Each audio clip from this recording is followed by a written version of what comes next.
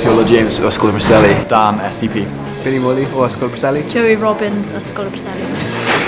Gwrandewch o ni, os ydych chi'n licio ni, os ydych chi ddim, peidwch gwrando.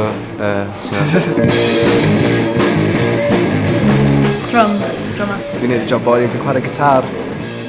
Bass guitar. Dwi'n bach o musical fraud, dwi'n sgrych yn y gweiddi, falle hanner canu, ond ti'n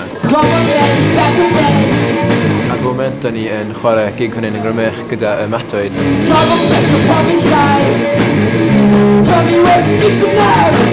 Wel, dechreuodd ti mlwyddyn yn ôl.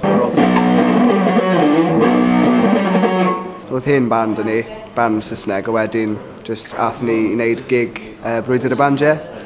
A wedyn, just dechreu'r band Ffug.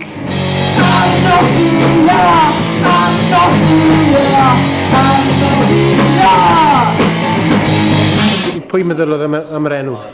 Fi oedd yn meddwl am yr enw. O'n i braidd yn apprehensive byty'r enw, really, achos bod ni'n fand Cymraeg, a da ni yn bwriadu wneud stwff Saesneg hefyd, fel bod ni'n dwyieithog, ond oedd e'n bach o sy'n bach oed, achos mae Ffug, pan ti'n troi fe'r system, mae'n mynd i Ffug. So falle gallwn ni gweithio hwnna, cael t-shirt yn gweud Ffug, ffygwch i ffwrdd, a stwff falli, ti'n ma. Fatha ffa coffi pawb, ti'n ma.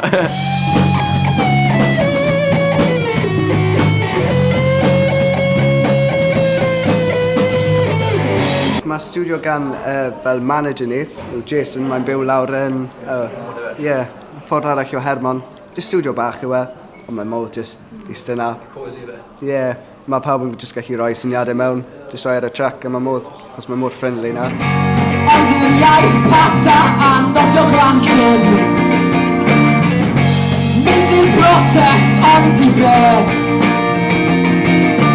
Da ni yn bwriadu wneud EP erbyn Nadolig, fi'n credu, gyda fflach, a hwnna ar bapur gan ni, fi'n credu, so hwnna'n rhywbeth i chi edrych mlaen amdano, neu cadwch lygad ar agor, anyway. Yr Eisteddfod a canu gwerin, please, please, please, anghofiwch dy werin! Anghofiwch dy werin! Anghofiwch dy werin! Gwerin! Pobl Grymych yn meddwl bod yn syniad da, rhoi bechgyn ifanc yn y studio, nag os da chi ceir i ddwyn a pethau mwy pwysig? Braidd yn boring, I suppose. Os o'n i yn Llundain, falle, beth ydyn ni clwbs i fyny a stwff, ond ceir i ddwyn, ond sy'n lot yn ei wneud yn Grymych, achos mae fe'n hollol ddiflas, dim ond cymryd o fynyddoedd gallu edrych hwnnw, tan bod ti'n dechrau mynd bach yn wallgo.